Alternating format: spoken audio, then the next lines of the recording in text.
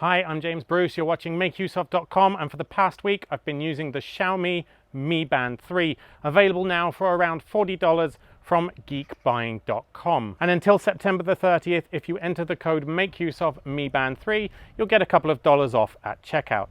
So what is it, how does it work, and is it any good? Let's take a closer look. Quick note before we begin, the review unit we received is the Chinese version. Now the hardware is identical to the international version that will be on sale later. In mid-July we've been promised a firmware update which will enable English and Spanish language. To be honest though, it's so easy to use and navigate anyway, I've been quite comfortable using it in Chinese. The icons make everything obvious really. The only weird one was the t-shirt icon, which is where you change the watch face. And the message when we were setting it up that essentially said open the app and update, but it was already open. We eventually found out that you had to force close the app and then open it again, at which point a firmware update was triggered. Still, even if the message had been in English, it wouldn't have been any clearer. The Mi Fit app is completely in English too, so you won't have any problems with that. You might also be tempted to get the NFC version, however I wouldn't recommend it. That's going to be used for payments in Mi Pay, not Apple Pay, not Android Pay, and it's very unlikely you'll be able to use it over here in the UK or in the US. In terms of design, it's had a pretty big refresh over the Mi Band 2. It now has a 0.78-inch PMOLED screen rather than the 0.42-inch OLED screen that was in the Mi Band 2. So it can display a lot more information at once, useful for notifications. It's waterproof to 50 meters, IP67 rated, so you can go swimming with it, you can take a shower with it, you can take it to the beach without worrying. And it has a bigger internal battery of 110 milliamp hours compared to 70 milliamp hours in the Mi Band 2. The extra battery obviously just means it's going to last longer. However, this will depend on exactly which features that you enabled. So I actually enabled continuous heart rate monitoring every 10 minutes, which I thought was a reasonable balance, as well as standard notifications from everything on my phone, which is quite a lot throughout the day. Now with that, I've managed to get a week of battery life out of the device so far, and it's still on about 20-25% battery left, so I should get a good few more days. Obviously, if I didn't have so many notifications, if I wasn't using the continuous heart rate monitoring, I would easily be able to get up to 20 days life. It'll also take heart rate monitorings automatically at night in order to help with sleep tracking, as well as if you initiate any of the 4 built-in activities to track. That includes outdoor running, indoor running on a treadmill, walking and cycling. Now for all of those except treadmill running, of course, you will get a GPS map feature so you can record your route. Oddly, despite being waterproof, there's actually no swim tracking, at least not as part of the built-in activities, but we'll get to that later. In terms of heart rate monitoring, I only have a cheapo blood pressure monitor to compare it to, the accuracy also of which I'm not sure I entirely trust. However, the numbers did seem sensible, they seemed logical, and they did line up with what I was doing. Gave me a resting heart rate of about 65, a normal heart rate of 80 to 90, and during some brisk walking it went up to about 140. So that's pretty much what I'd expect. You will, however, get more accurate readings if you wear it more tightly on your wrist. If you have it pretty loose, it'll often fail to take measurements. Back to the design aspect, there's now a deep ridge around the device which helps it fit into the case, and of course it's a little bit bigger than the Mi Band 2.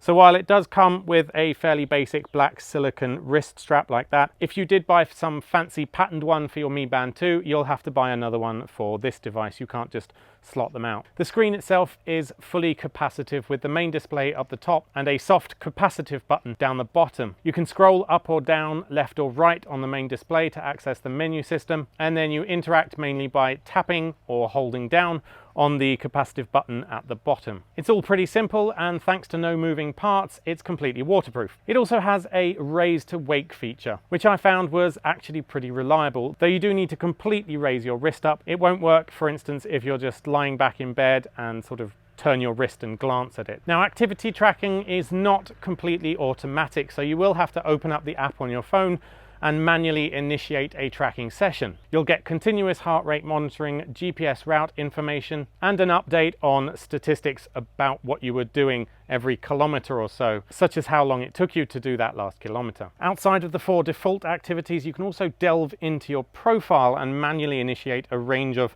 other activities. It works in a similar way. You press start and then do whatever it is. Now, I'm not sure why this is in a separate part of the app. It seems like they should have put all of this under the main activity screen, perhaps under a more menu, but that's the way it is. Hey, I can even tag the activity I'm doing right now as standing. How thoroughly useful. Now, despite needing a phone to start the activity, you can actually pause or stop it using the device itself. So after you've started it, you can just put your phone away and do everything else from the device. Sleep tracking is automatic, and again, it will continuously monitor your heart rate in order to help with sleep stage classification. Now again, how reliable this is with regards to the deep sleep classification, I'm not really sure. It did tell me I pretty much needed some more deep sleep, which I guess I'd agree with. The bedtimes and wake up times did also match up. So I guess anecdotally, the data was reliable. To get any more from a basic fitness tracking device, you'd need to start adding an EEG measurement, which would involve putting a cap on your face at night. The sleep tracking is about as good as you're going to get from a fitness tracker. So like all good fitness trackers, not Fitbit, your data is not siloed away, and it'll sync up great with Apple Health and Google Fit. There was, however, a slight bug I found with heart rate syncing. For some reason, only the manually initiated heart rate readings would sync up to Apple Health. The continuous monitoring didn't sync up at all. Now, on the Apple Health account connection page, it actually says it's only going to sync up your steps and any weight data that you enter, activities that you've done, and it doesn't mention heart rate monitoring. So I'm not sure why it would be syncing up anything at all, but it would be nice if it did that. I think for a couple of dollars, there's a third-party app which can do it, but just bear that in mind if you do want your heart rate monitoring data into Apple Health. Other features you might appreciate: there's a keep active notification, which buzzes if you've been doing nothing for an hour. You might think, meh, but I found it useful. I'm often sitting at a computer screen during heavy coding sessions or writing reviews, and it's nice to have a little reminder just to get up and do something else. Then there's notifications. Things like emails, WeChat, Facebook Messenger are all directly integrated, as well as generic app notifications for anything on your phone, such as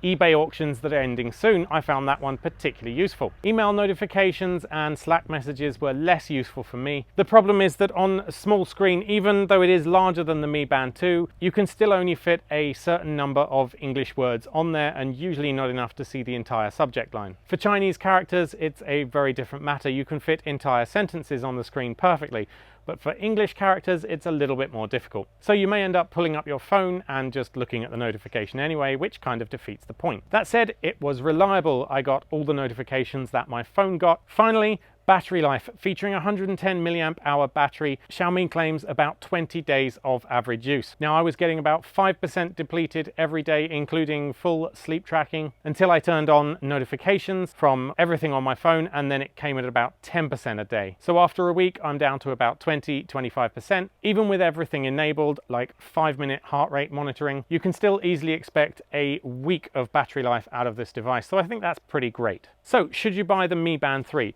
Absolutely. It's a cheap and cheerful activity tracker that will do everything most people want it to do. It has some pretty advanced features and syncs reliably with Apple Health or Google Fit, something that other much more expensive devices still can't, won't, or just refuse to do. For around $40, I really can't see why any normal person would want to spend more on a Fitbit or other more expensive tracker. If you are a very active person and would find the act of pulling out your phone to start an activity rather tiresome, you'll probably want to spend more on a device that can automatically classify your activities throughout the day. But for most people, this does the job well and has all the features and more that you would need. Anyway, pick yours up now at geekbuying.com, and don't forget to enter the coupon code MakeUseOfMiBand3 to get a couple of dollars off at checkout. Thanks for watching, and if you found this review useful, please hit like and consider subscribing. We do 2 reviews a week, as well as technology tips, tricks, and DIY tutorials.